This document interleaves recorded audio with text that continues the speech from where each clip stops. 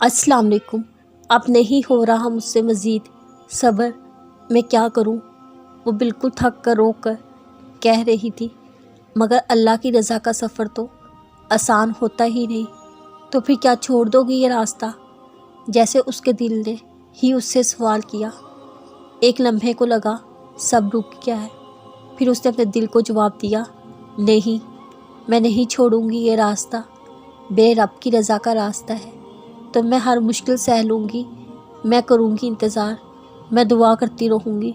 मुझे यकीन है अपने रब पर।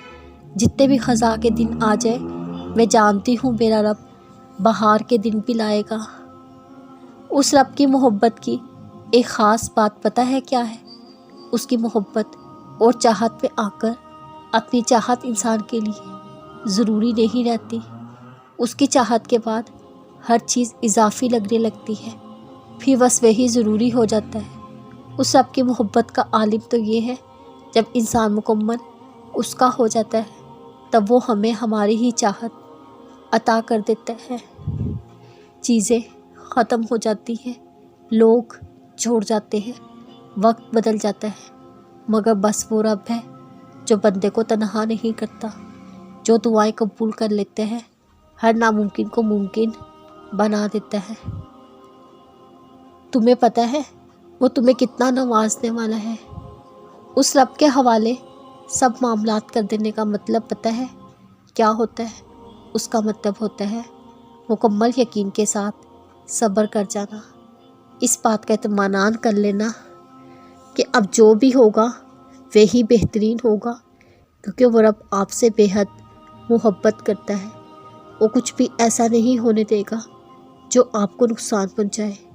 उसकी कुदरत इतनी वसी है, वो आपकी सब दुआओं को कबूल कर लेगा। तो जब मामलात उसके सुपुर्द कर दो, खुद को हर परेशानी से आज़ाद भी कर दिया करो, क्योंकि वो बेहतरीन कारसाज है। वो तुम्हें तन्हा नहीं छोड़ेगा। तुम्हें वो रब खाली हाथ नहीं लुटाएगा। एक रोज़ उसकी अता तुमसे शुक्राने के नफल अदा करवाएगी।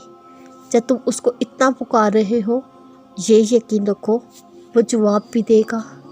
तो बस उसके अच्छा गुमान रखो, वो तुम्हें बेहतरीन से नवाजेगा। जब कोई तुम्हारा सुकून तबाह कर डाले, तुम्हारा दिल ज़ख्मी कर जाए, एक बात याद रखना, वो तुम्हारा रब तुम्हें मिलने वाली हर तकलीफ़, अज़ियत का हिसाब ले लेगा।